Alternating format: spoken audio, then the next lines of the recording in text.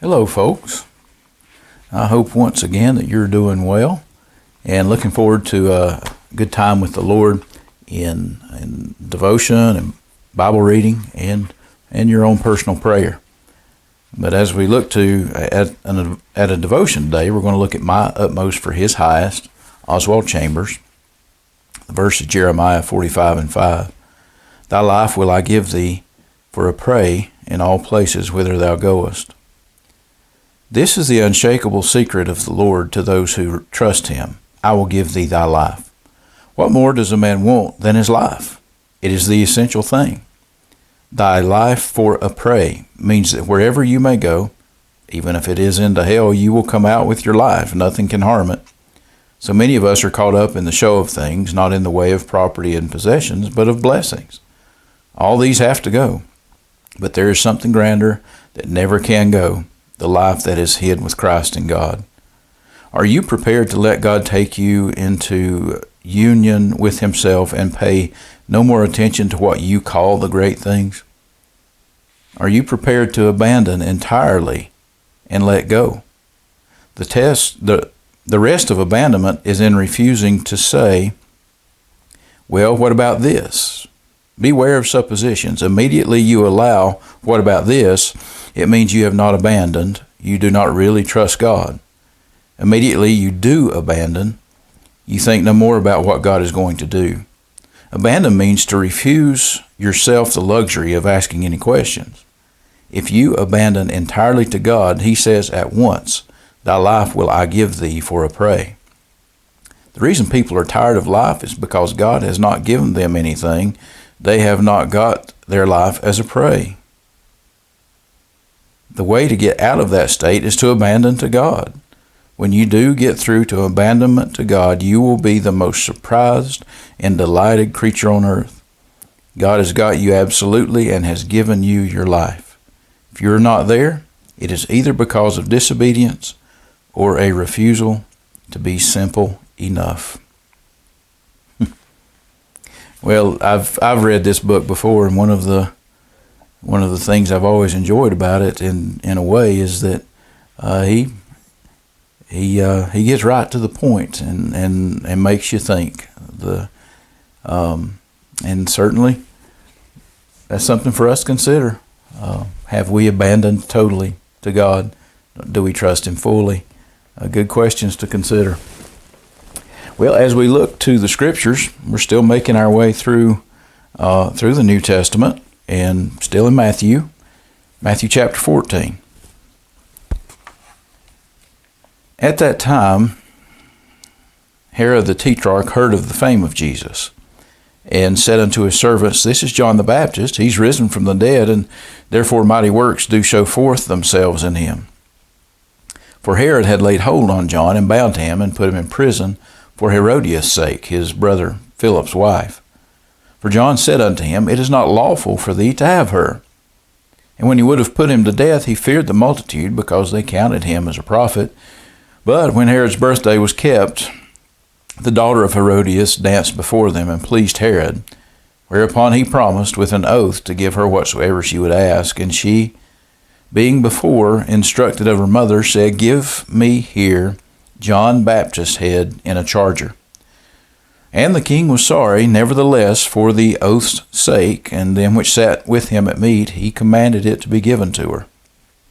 And he sent and beheaded John in prison. And his head was brought in a charger and given to the damsel, and she brought it to her mother. And his disciples came and took up the body and buried it, and went and told Jesus.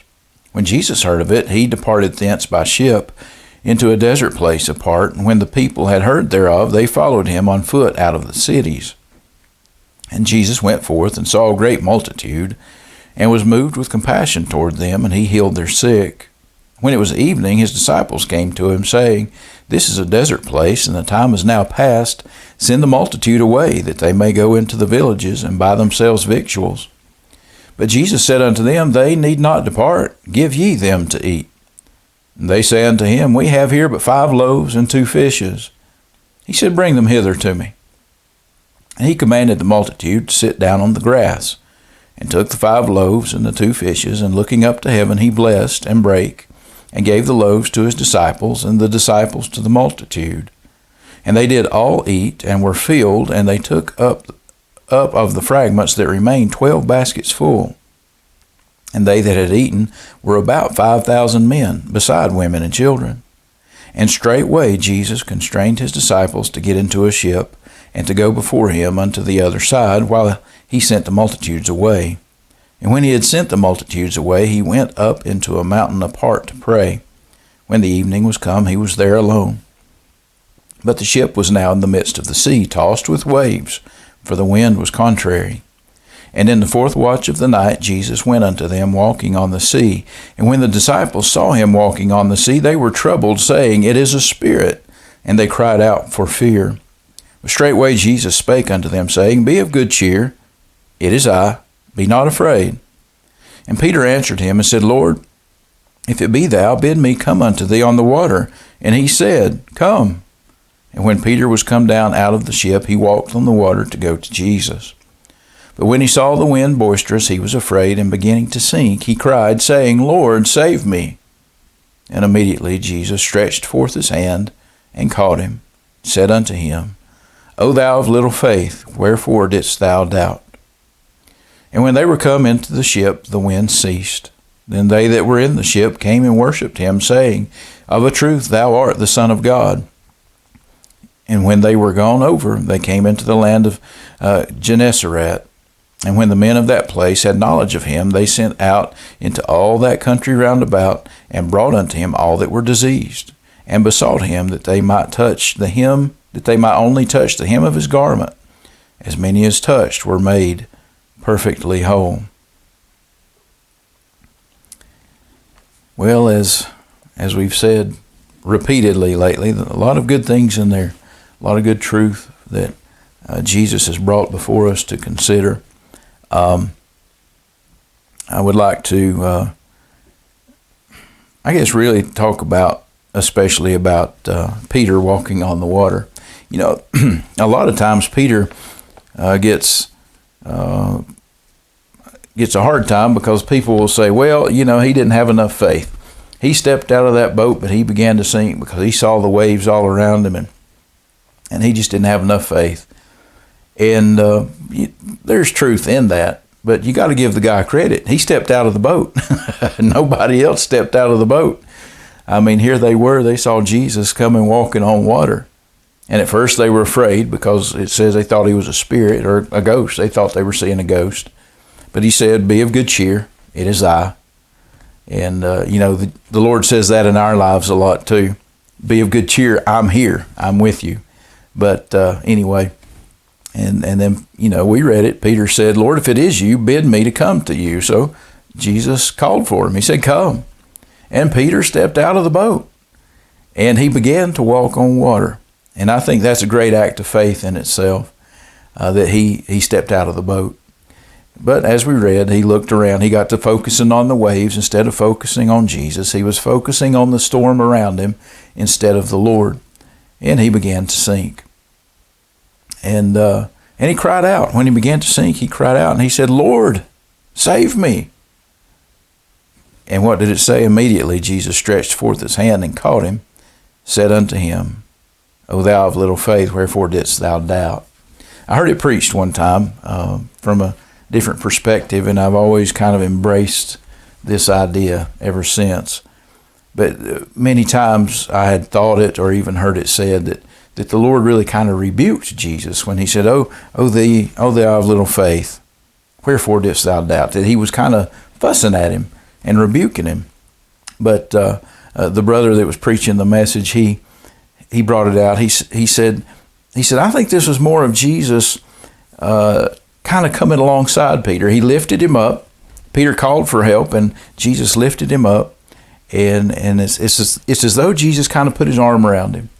And he said, O thou of little faith. But he was showing him, I'm here with you, and you stay with me, and your faith is going to grow. Trust me, and your faith is going to increase. Because Jesus said, I will, in essence, he was saying, I won't let you down. I won't let you down.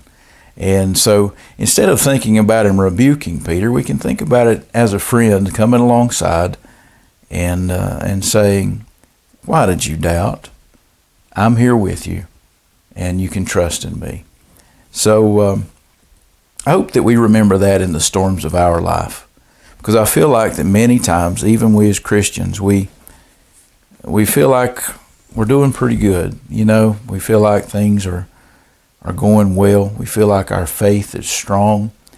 And lo and behold, there will be some kind of storm come along that will just completely shake our faith. And we get to focusing on that storm. We get to focusing on those circumstances of life. And we just kind of feel the waves, if you will. We kind of feel the clouds rolling in on our spirit. And we can cry out to the Lord and we say, Lord, help me. Lord, save me. And he'll come alongside us. And his Spirit and our spirit, he'll put his arm around us. And he'll say, I'm with you. I'm here. Why did you doubt? But trust me. So perhaps we can do our best to always trust him in the good times and the bad. And I pray that this day is a close walk between you and the Lord, that you feel his presence in ways that cannot be denied. And I pray that even as you go in to your personal prayer time and meditation on the Word, that you undeniably know that the Lord is near. And I hope too that you have a blessed day. Amen.